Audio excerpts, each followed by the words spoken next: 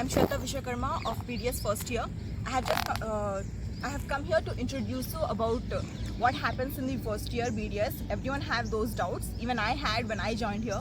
So the first thing that I would like to introduce you with are the books that are studied in the first year. And the next thing after that I'll be introducing you are the examinations and the practicals, how they are given and taken.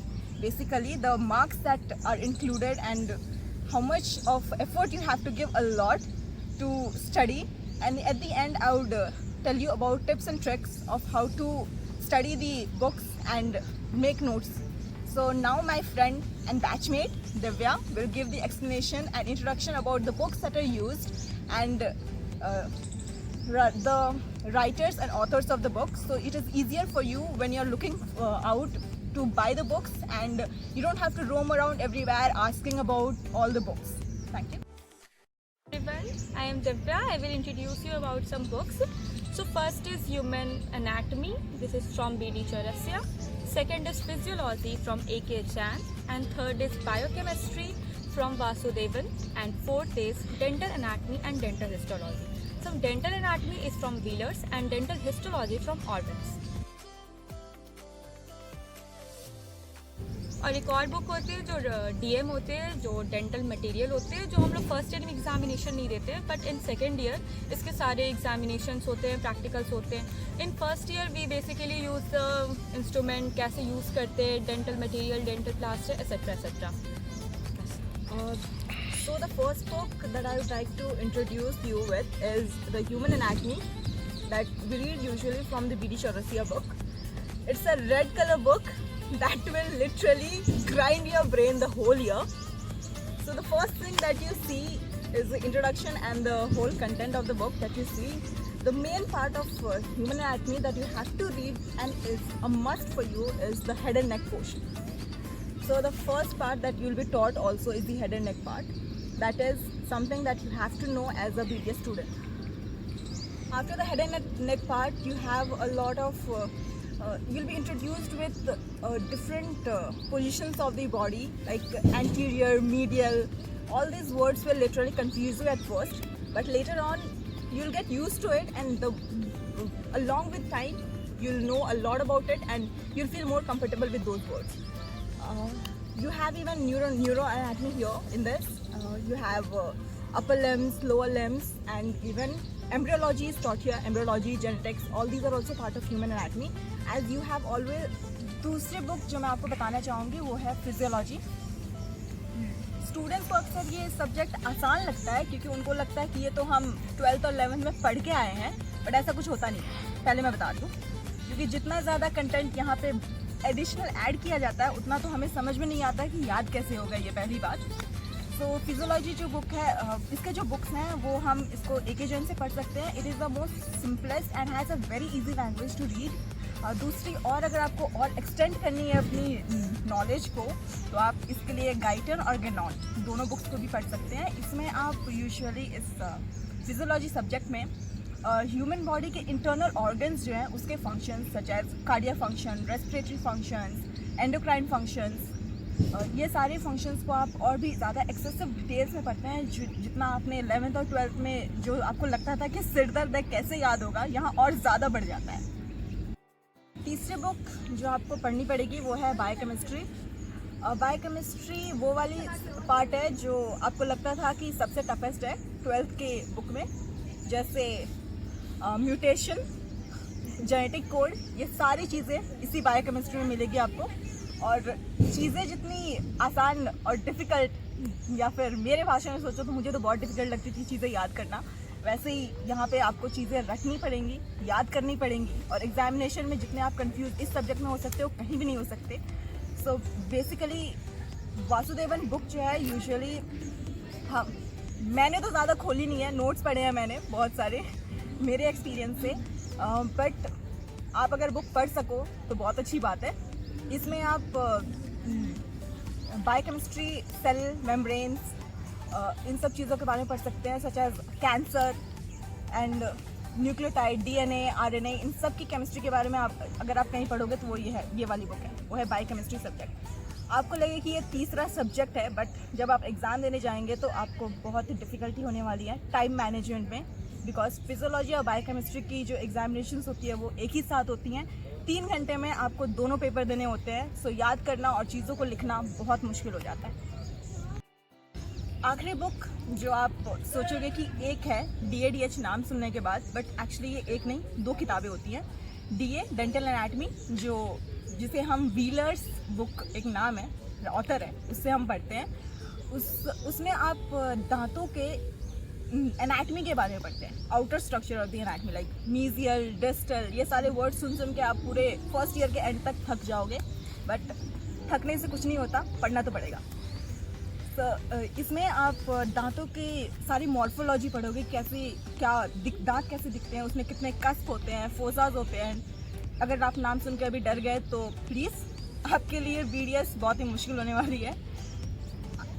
इसके next book जो है वो है dental histology. इसमें आप जितने भी histological structures होते हैं दांतों के वो देखने वाले हैं। और सबसे मुश्किल पार्ट इसकी होती है इसकी जो स्लाइड्स होती हैं उसको याद करना, क्योंकि उसके आपको प्रैक्टिकल्स देने पड़ते हैं और फिर वो पहचान में करना बहुत ही मुश्किल हो जाता है।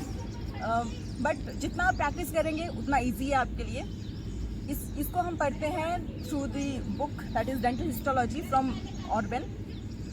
इसमें आप मोस्टली इसकी जो थ्योरी होती है वो काफ़ी बुकिश लगती है, बहुत ही बोरिंग लगती है, बट जितना ज़्यादा आप रोज़ इसको रीड करेंगे या पढ़ेंगे उतनी आसान चीज़ें लगेंगी। एक और एडिशनल बुक है जो आपको फर्स्ट ईयर में ही मिल जाती है, बट आपको एग्जामिनेशन उसके सेकेंड ईयर में देने पड़ते हैं, बट प्रैक्टिकल्स जो होते हैं उसके फर्स्ट ईयर से ही सिखाना शुरू कर दिए जाते हैं। जैसे आपको टीथ अरेंजमेंट कैसे करते हैं, दांत कैसे लगे हुए होते हैं हमारे जॉ में, मैक्सिला, मैंडिबल, ये सारी चीज़ें आपको पहले से मटेरियल से इंट्रोड्यूस करवाने के लिए फर्स्ट ईयर में आपको ये सारे प्रैक्टिकल्स करवाए जाते हैं, समझाने के लिए कि दांत कैसे लगाए जाएंगे। सेकेंड ईयर में आपको क्या क्या करनी पड़ेगी चीज़ें, वो वाली बुक है डेंटल मटीरियल। ऑल्दो आपको इसकी एग्जामिनेशन नहीं देनी होगी, बट फिर भी you have to know all this because you have to know the teeth arrangement, so you cannot neglect it, but it's not too important for your first year but very important for your second year.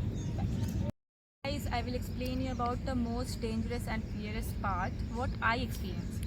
इसमें होते हैं examination. So each subject's exam carry 70 marks and 30 marks for viva and 20 marks for viva and 10 marks for files. Anatomy के practicals में basically हम लोग करते हैं spotting, जो अगले दिन होता है, नॉट इन रिटन टेस्ट, जब एग्जामिनेशन होता है तब नहीं होता है, उसके नेक्स्ट डे होता है। सारे थ्योरी एग्जाम जब ख़त्म हो जाते हैं तब हमारा प्रैक्टिकल्स चलते हैं। सो इन ह्यूमन एनाटमी स्पॉटिंग्स होता है, जितने भी skulls, bone, mandible, then lower limb, upper limbs, etcetera चीज़ें रखे जाते हैं। जो 16 स्पॉट्स रखे जाते हैं उसमें सारे क्वेश्चंस लिखे जाते हैं, क्या ब्लड सप्लाई है, नर्व सप्लाई है और क्या है। सबसे पहले तो ये नहीं पता चलता है कि कौन सा चीज़ क्या और कहाँ स्पॉट किया जाता है, क्योंकि उतना हम लोग ध्यान से कर नहीं पाते, क्योंकि हम लोग को बस 1 मिनट मिलता है। तो हम लोग को 1 ही मिनट मिलता है, उसके बाद हम लोग कर नहीं पाते, तो बस इधर छूट भी जाता है। मेरा तो बहुत सारा छूटा है, ठीक है। उसके बाद आता है वाइवा में तो पूरा होल बुक कहीं से भी मैम पूछने लगती है कि क्या, सबसे पहले तो मैंडिबल या कुछ भी चीज़ आपको उठा के दिया जा सकता है कि आप उसमें से क्या पोस्टीरियर, लेटरल पार्ट, लाइक कुछ भी उसमें बोला जा सकता है, पूछा जा सकता है। सो ये पार्ट था ह्यूमन एनाटमी का। तो इन DADH 2 डिफरेंट सब्जेक्ट जैसे निश्वेता ने बताया। सो इन DADH उसमें इन DA डेंटल एनाटमी में क्या होता है, like we have given the backs block, जिसमें हम लोग उसमें कार्विंग करते हैं, टूथ का लाइक बनाते हैं, कैसे क्या है, मॉर्फो बनाते हैं, लाइक कर्व, कुछ भी उसमें जितना कार्विंग करते हैं उस पर बस इतना ही होता है। और इन DH में बेसिकली स्लाइड्स रहते हैं, स्लाइड्स दिखाए जाते हैं, उसको देख के लाइक हमें बनाना पड़ता है वेल लेबल्स के साथ। Now I would like to tell you about how the examinations are written, how to write in the examinations to score more marks, specifically anatomy. Human anatomy is like you can study everything, still not get high score due to the presentation that you're giving. For that you have to have a lot of, not an artistic way, but you have to know how to draw diagrams. The more diagrams you draw and the more clear you are in your diagrammatic representation, the more scoring the subject is. So dental anatomy, that is the DADH, dental anatomy, dental histology and anatomy. These three books that you read have lot of theory in it and very few diagrams. But anatomy has a lot of diagrams. You can draw a lot of diagrams while writing the examinations. Similarly, you have to know how to present it properly. Like write it in a sequence along with the introduction. Write the introduction, then give a little bit of what the question is asking about. If it is asking about its functions, write about its function, elaborate it, but don't write it in a paragraph way. Write it in a points. The more you write in points, the more easier it is to read for the exam. Whoever is testing, I'm checking your answer sheets, and the more easier it is for them to mark your answer sheet. It is similar for dental anatomy and dental histology. Try to elaborate your explanation in a diagrammatic way. That is a basic trick and tips that I would give you. Similarly, if you talk about physiology and biochemistry, they has a lot of theory to write. But physiology has a lot of good diagrams. You can draw a lot of diagrams in it too.